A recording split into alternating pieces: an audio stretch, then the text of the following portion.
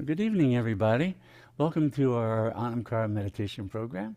With all my heart, with all my love, I'm delighted to be with you this evening and engaging in practice. So thank you for joining us and bringing your divine self and your commitment to practice, being ones who do practices at a time when the world is so desperately in need of people with wisdom and clarity, fullness of heart, and that's the fruit of practice. So thank you for being ones carrying that into this world. And may our practices here truly be a benefit to all beings. May everyone come to know true freedom from suffering. And that's the intent of practice, that we get free ourselves, and we're developing the capacity to help others become free, to awaken to the truth of who they are, as we can walk that into the world for the benefit of all beings. So thank you for being ones doing that. Now, this evening, what I thought I would do is just open up the mics and unmute yourself and ask a question. You're welcome to do that. If people have any questions or thoughts or things that have been happening related to practice, because this is all about supporting everybody in their practices, wherever we are. It's one of the really sublime truths about the Eastern traditions, I think all mystic traditions, is everyone's equally divine. We may be in different places in our path or even in this life, but that's the superficial stuff.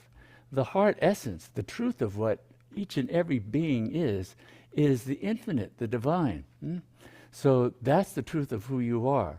And it's coming to know that we do the practices, we contemplate, we repeatedly drench ourselves in the highest teachings, which are really the realizations of great beings across history and across traditions, because they all point to the truth that, that fullness of being, that boundlessness of love and compassion, that ocean of peace, that's our inherent nature.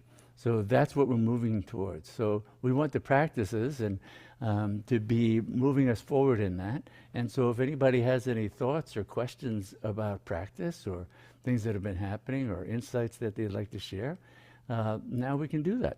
It's just one of those questions that come up, and I don't know if there's an answer to it, but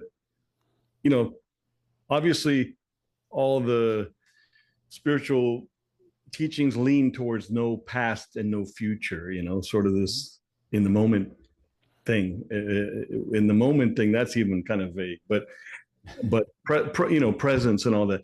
So if that's the case, and if that's what we're supposed to be thinking and all that, or living, how does that exist at the same time as something like karma exists? Because karma obviously is about past. Right. Well, yeah, but karma is the residue of the past. So that what we're talking about when we're talking about, consciousness, coming to know the fullness of being, that is in the moment. That's what's meant by it's the present moment always for that. Mm-hmm. And it's not about remembering the past. It's not about fantasizing it in the future. It's always known here and now. So when we say, there's no past and no future, about knowing, in that context of knowing the infinitude of being, we can't remember infinitude of being. That's just a memory trace. We can't project that. That would be a fantasy. So knowing, consciousness, the fullness of being, always happens now, here and now. But every moment it's here and now. It's always here and now. There's never a time when it's not present. Now, actions and karma are what are we doing in this moment that reflects ignorance or greater wisdom and heart. What reflects greater ignorance is more binding and more negative in what kinds of karmas it produces. Being wiser, more present, more heart-centered, loving, kind, compassionate in the moment. that's going to produce karmas as well. But those are going to be the positive karmas that lead to, greater unfolding in the future. But knowing the fullness of being is always here and now.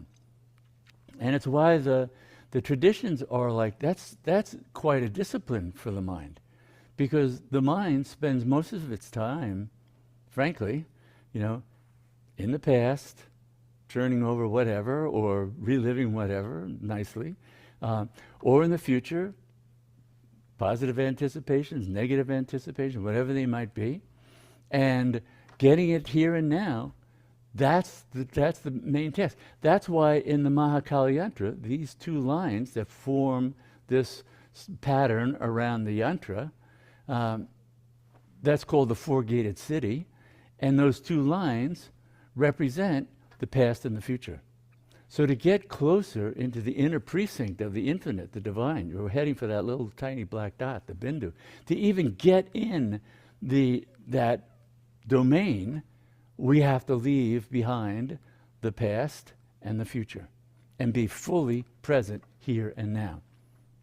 And so many practices emphasize that. When you're doing breath meditation, you're not breathing and going, oh, that breath I had yesterday was so good. Can I get back to that? No. You're training the mind. Feel the breath all the way as it goes out. Feel the breath all the way as it comes in. You're staying with the breath all the way through.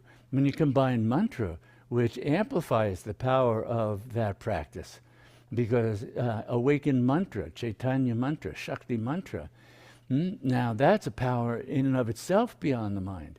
So now we combine that. If we're doing Om Kali Ma, we're doing Om Kali Ma once an inhalation, Om Kali Ma once an exhalation. But we're keeping our attention focused now. Each sound, each syllable, each place in the breath, now. And then the mind starts to wander. Whenever the mind wanders, where does it wander to? Either the past or the future. It can wander by distractions that are present, a sound that suddenly happened, and now it's off on that. But even that would be momentary, except the mind gets caught in thinking about the sound that just happened. Now it's not even with the sound, it's again with its own creation around the sound. It's so hard to get the mind even to be oriented in the moment on sensations. That's why Buddha taught, mindfulness of each sense, to practice that. Being mindful of hearing. That means as you're sitting, you're really attuned to everything that you hear, but only what's heard here and now, and not the thoughts about what you heard. It's quite a discipline not to have the thoughts that are reacting and associating, oh, that reminds me of this, that I heard that sound when I was over here, blah, blah, blah. All the stuff the mind does that has nothing to do with the sound anymore. So the discipline of training the mind to be focused here and now strengthens the mind, gives it tremendous power, because, and it's a power that carries over into everyday life. I mean, even research that's been done on mindfulness training, it increases focus across the board, because it's a focusing practice. So when you focus, that increased capacity for focus is available whenever you want to focus. Not just from a meditative practice, but a studying practice, a training practice, a being with loved ones practice, to be present, fully present here and now. So all of that is enhanced by the meditative practice of focus on mantra and breath. That makes sense. Thank you. Yeah. How many years of darkness does the world go through Kali Yuga in this tradition? Well, in the Eastern tradition, so Kali Yuga is known as this age. Kali Yuga is referring to, Kali means dark. So the dark goddess is Kali. But Kali can just mean dark. And Kali Yuga, there are various ways that that's talked about. Some of the most ancient texts will talk about that the 4 ages. They each go for very long periods of time. Kali Yuga, the last of the 4, the last age, is said this last 432,000 years, and it only started a few thousand years ago. So it's going to go for 432,000 years. Now, we have to look at that and say, okay, these are mythic ages. And so we can't try and nail down something that is talking on a mythological level to exact numbers like that. Certainly, being in Kali Yuga, and one of the hallmarks of Kali Yuga is the downward turn of Dharma, of living in accord with the highest, one's highest nature, the highest nature of the infinite, the divine. To live in accord with that Dharma, to follow the Dharma of that in relationships, in world, in work, and everything that we do. And so the downward turn on that means more and more people ignore that, and so they become more selfish. So rather than for the good of all, they're doing for the good of me.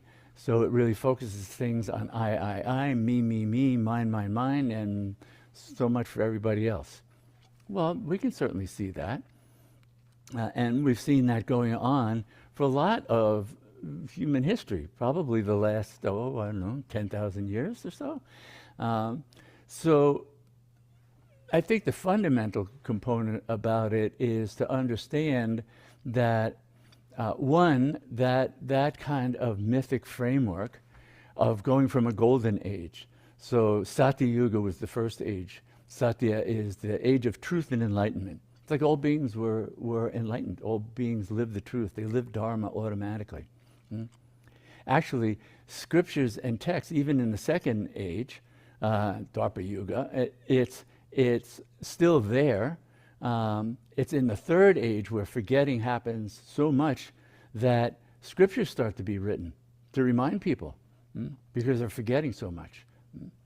And so here we are in the fourth age. Well, there have been, and if you read Joseph Campbell's work, the great mythologist, he talks about this because there, that mythic framework of things going from a golden age and the decline, we see that in cultures around the world. I don't know what that does for us here and now, other than, we have to wake up, because what's critical about Kali Yuga is that we have to stand for Dharma. So we see that in the great epic tale of the Mahabharata. The Mahabharata, the greatest and longest epic poem in human literature out of India, is really all about Kali Yuga, the battle between Dharma and Adharma. Standing for what's righteous or those who are standing against it. Well, we're in the Mahabharata right now. We see that in the battle against fascism and people's trying to stand for equality of rights and uplifting people and taking care of people.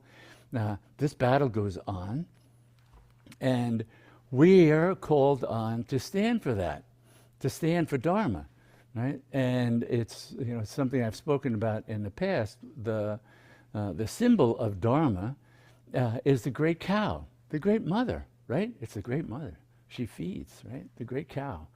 And it's said that the great cow in Satya Yuga, she starts out, she's strong, she's got all four legs. In each subsequent age, poor Ma loses a leg. So here she is in Kali Yuga with one leg. She can't stand.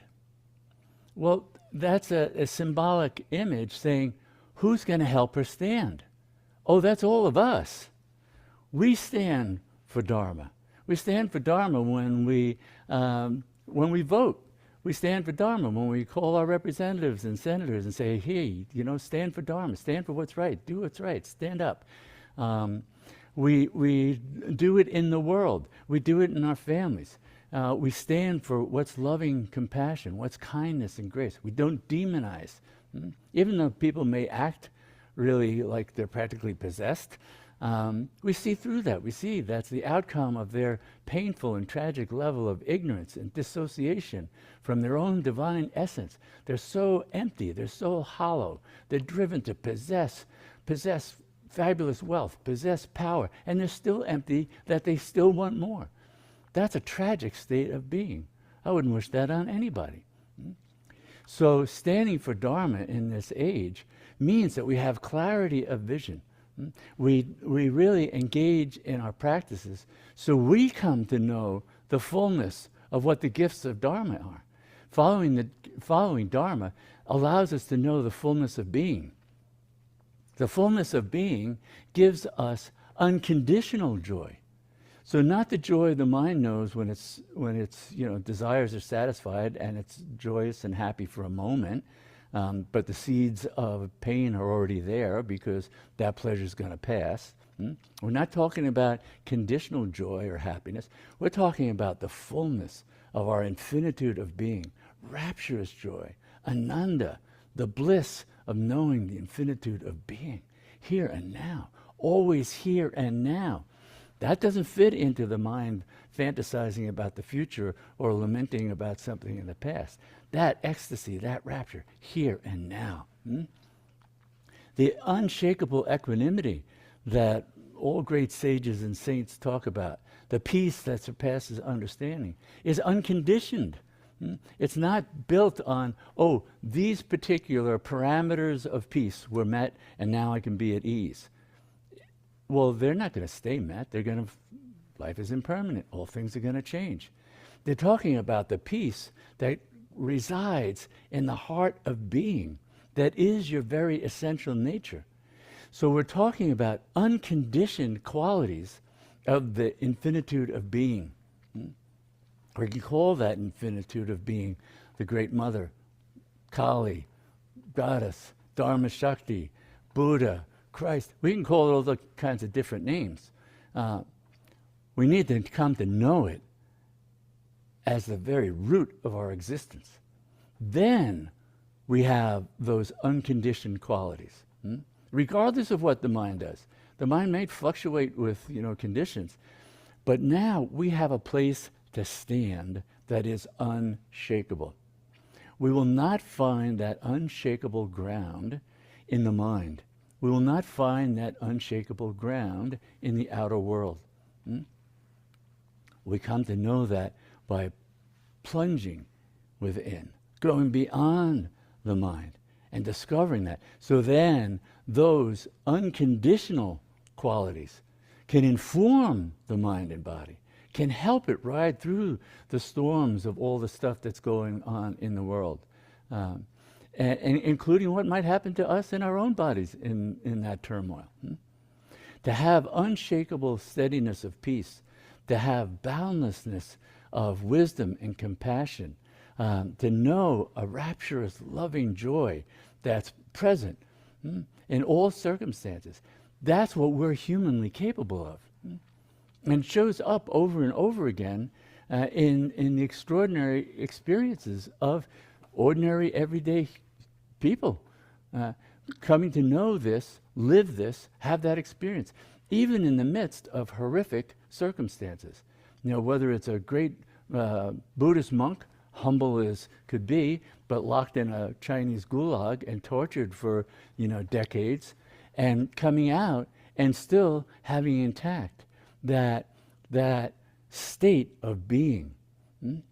And that they were able to sustain it. They took on even the beatings, even the torture, even the starvation as a test for how firmly rooted they would be in their true nature. We have that strength. That's part of who we are. That's what we call on. So it's not about how long an age is going to last. We're better to ask, how long is my ignorance going to last? What am I doing to get myself free? Because unless we're free, we're in our own individual Kali Yuga. We're in our own individual darkness of delusion, of ignorance that's making us suffer. And when we suffer, we flail about and create suffering for others. So it always comes back to get free. Get free. When you're free, it doesn't matter what the ages are. Freedom exists through all the ages. Just as freedom exists through all mind states. Freedom exists through all states of waking, dream, and deep sleep. The freedom of true being, of our true nature, is continuous, eternal. That's what we're dialing into through practice. That's what we then become informed and empowered to live into the world. So, thank you for that question. How are you? Good, how are you? Good, good. So I'm reading about emotion. And the question I have is, how do emotions fit in? When we come to know and examine the mind, because that's really in part what we're looking at, is that in the meditative practice, we're examining this thing called mind. First, we're stepping away from it, so we start to see, oh, there's a mind and there's consciousness, awareness, this boundless field of awareness that illuminates mind. Mind is all content. Mind isn't self-luminous, consciousness is luminous. Mind is content, thoughts, feelings, sensations, memories, fantasies about the past, fantasies about the future. That is all content. And so what we start to see is how much of that content is driven by not knowing the truth of who we are. So including emotions. Emotions arise out of, and reflect sort of certain primal emotions, fear and anger being two of them. And fear and anger arise out of ignorance of not knowing fullness of being. Where when we can't become identified with mind and all its limitations, well, the mind is lacking some things, has other things. It's attracted to some things, it's averse to other things. And that creates the entire texture of our inner life. All that reaction, the reactions cause actions.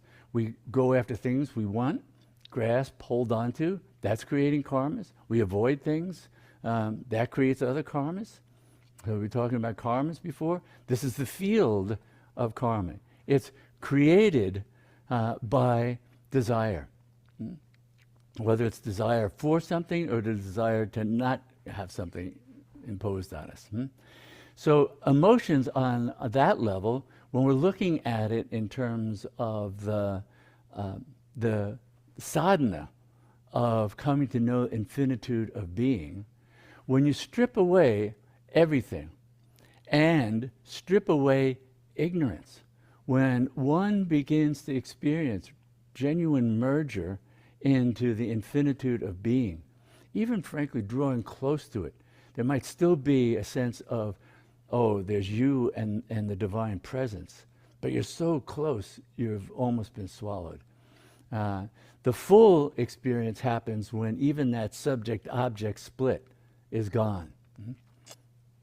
But across traditions, what we see is when they talk about what are the irreducible qualities of that state of being, what's the felt sense of that? It's love. Love. Loving compassion, loving kindness, it's love. So in the Christian tradition, right, God is love. The infinitude of being is love. The irreducible qualities that the yogis talked about are Sat Chit Ananda.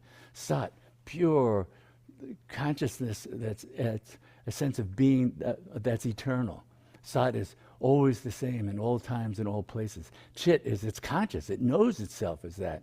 And Ananda is the rapturous, loving ecstasy. Buddha talked about it as four immeasurables.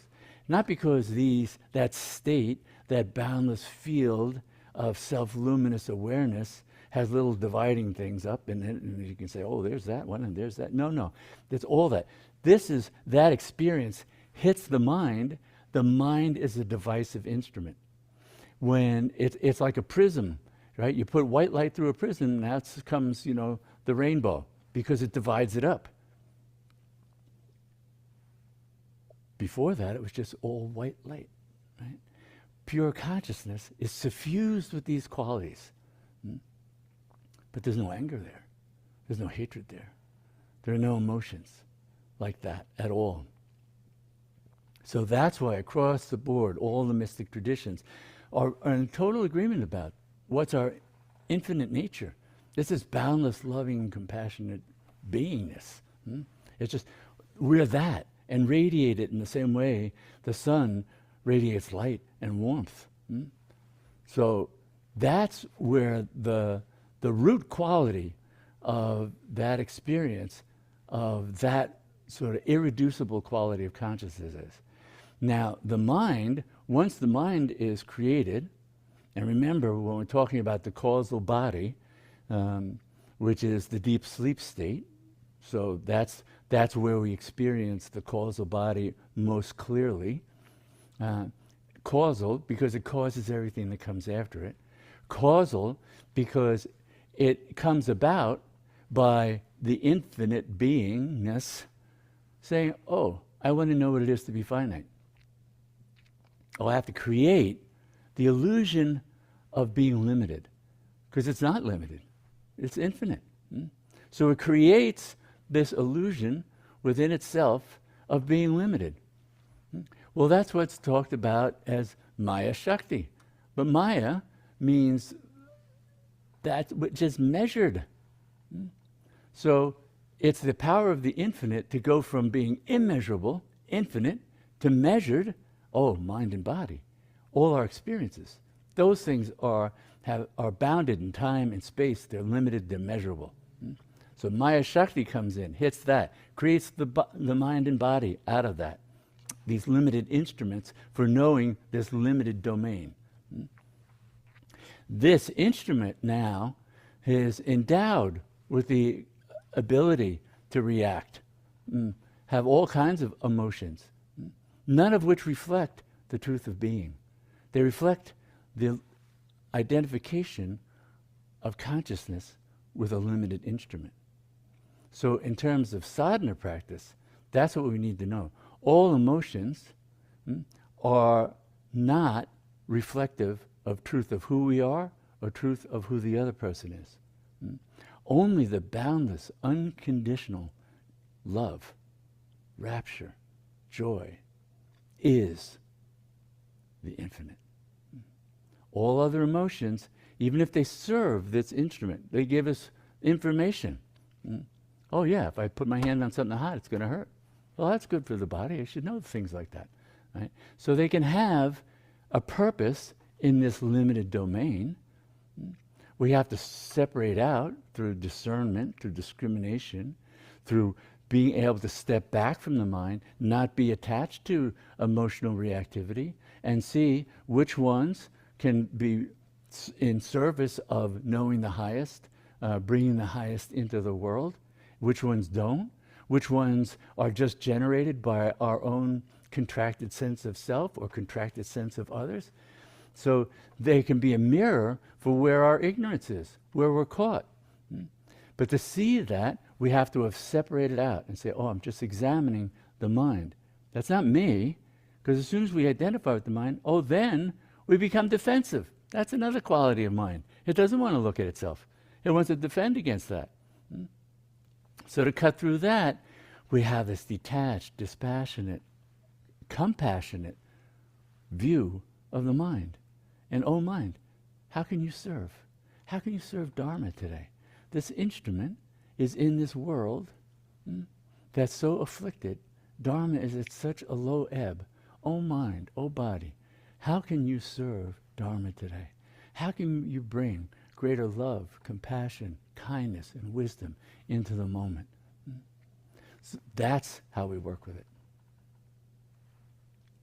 Thank you. That was a good answer. I'm guessing, though, from what you just said, that love is not really an emotion, is it? Well, now we get into semantics, right? So most of the time when people are talking about love, they're talking about the human experience of love, which is a mixture, right? It's not the pure, unconditioned love of the divine that loves you unconditionally. You are completely loved and completely lovable, as you are here and now, always, in the eyes of your own true self, in the eyes of the divine, in the eyes of God. You are always completely loved, completely lovable. The human mind has all kinds of conditions, right? So the unconditional love of our infinite nature, that's very different than the love that the mind entertains of, oh, I love it when, I love because. That's different. Good answer. Thank you. So now we get into practice. This is the practice of contemplation. It's a very good practice, you know, reading, studying, listening, talking, discussing things. Now, really helpful for helping to clarify the mind, develop discernment, develop discrimination. So it's very good to be in dialogue like this and to study and contemplate and come up with these kinds of questions that also help relieve the mind, but also help it to focus on what's essential. You know, our spiritual practices are so wide and embrace all of life that the mind can have a hard time saying, well, what's most important or what's salient? Actually, there's literally a circuit in the brain called the saliency circuit. And it's a part of the brain that helps us go, no, this is important here and now, that's not. So I don't have to give attention to that, but this is important. Well, partly that's what we're doing is as we develop through meditative practices, we're developing these innate capacities and strengthening them so they all come into service in a very good way. So in meditation where scenes and activities are observed, but there is no awareness of oneself, is that all in the mind? Yes. And when mystics, everyday mystics, ancient mystics, talk about going into that experience, it becomes unreportable, ineffable.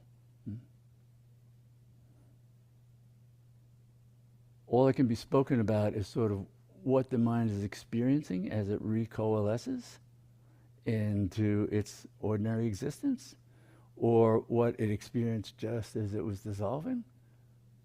Beyond that, consciousness alone knows that infinitude. The mind can't hold infinitude. The mind is a limited instrument. And it's used to becoming. Becomes this thought, it becomes that feeling, it becomes this role, it becomes this body, it becomes this mind, it becomes all these things in the world. That's part of what it was given to do. That's what it was created to do.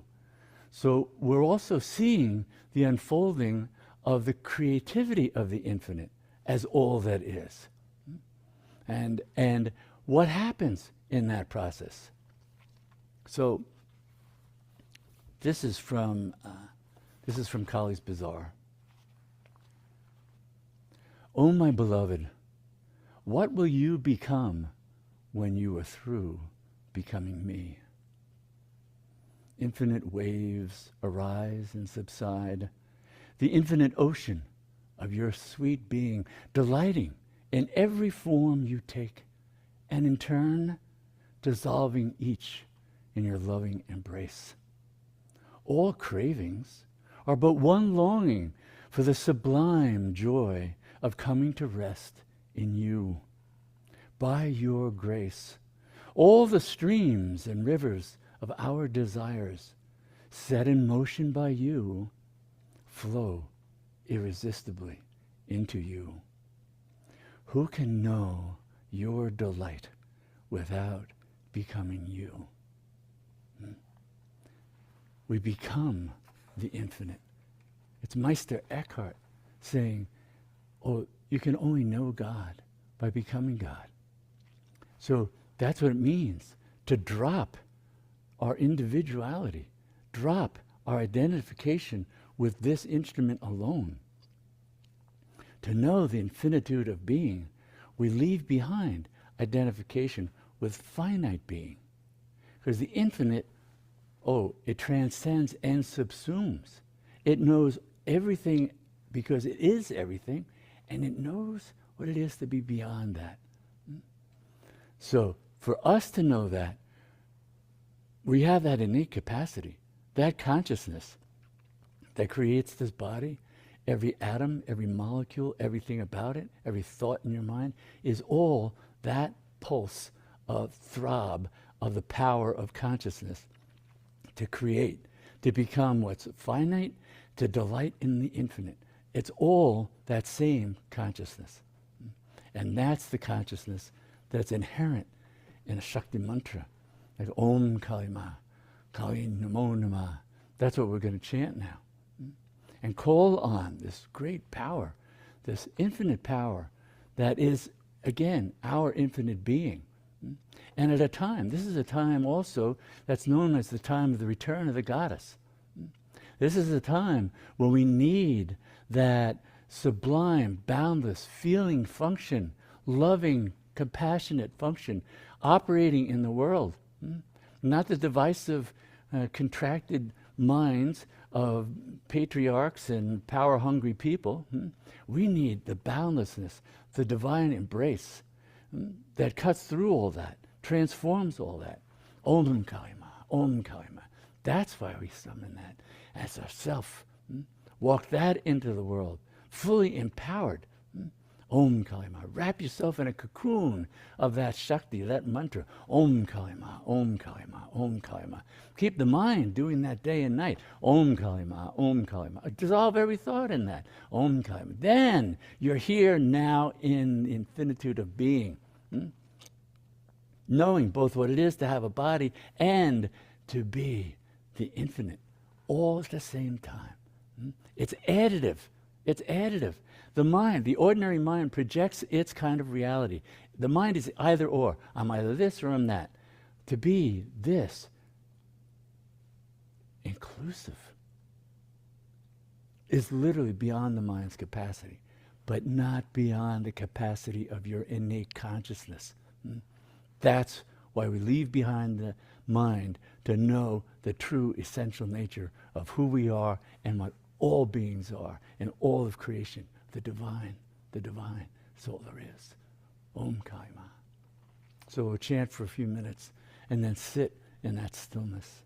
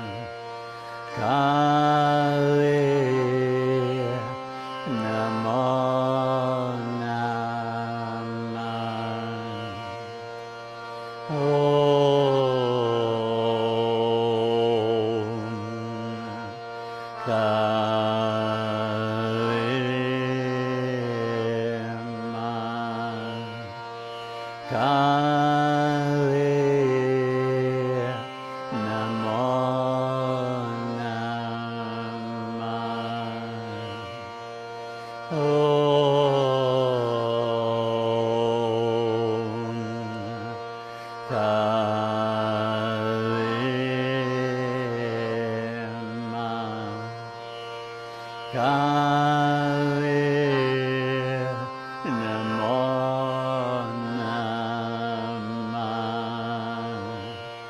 Om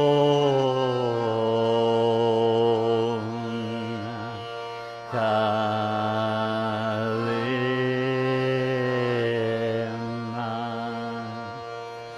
Kali Namo Namah Om Kali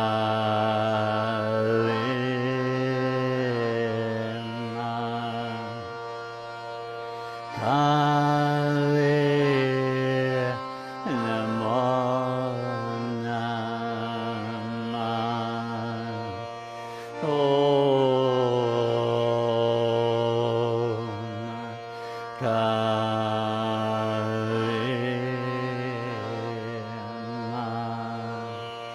Kali Namo Namah Om Kali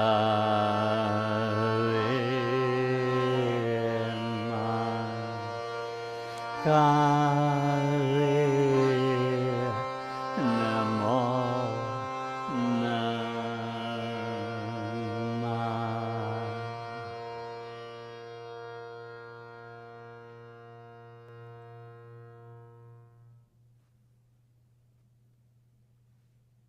Just resting in the divine embrace, the embrace of Om Kaima, Om Kaima, Om Kaima, with the awareness of I am that.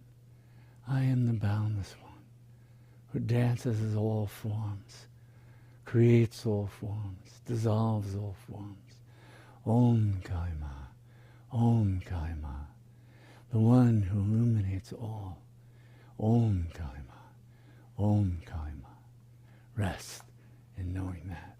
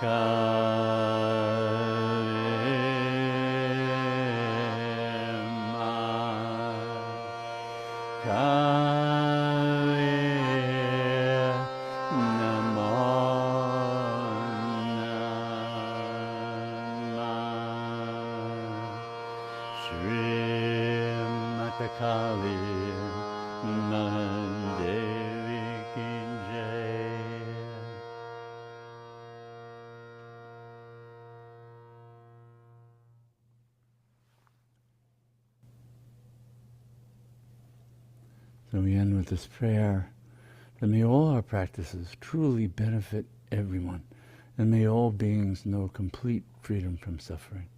Namaste.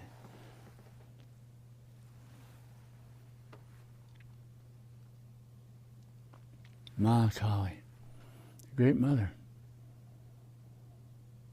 black because of mystery, black, that portal of mystery, to go beyond the mind. What's dark and mysterious to the mind, is self-luminous to the one. We want to know that. We want to pass through that portal, through the bindu, into the one, the truth of who we are. So then we're fully empowered to walk that into the world. We're fully empowered to know the unshakable equanimity, to know the boundless love that embraces all beings, no matter what their state. That we're empowered to have wisdom and compassion, loving kindness. The more we become suffused with that knowing by having drowned the mind in the infinite one, the more we walk that into the world, so desperate for that wisdom, that love, that compassion. So thank you for being ones doing this sublime work, this divine work of clearing all the wrong understanding, the wrong identification, all the things that limit and bind us, clearing that out so that your light shines fully, brightly, brilliantly, lovingly into this world. You become the fully radiant one that you're capable of being. And thank you for doing all that you do to know that and live that. So I look forward to seeing you again in 2 weeks. Jai Ma.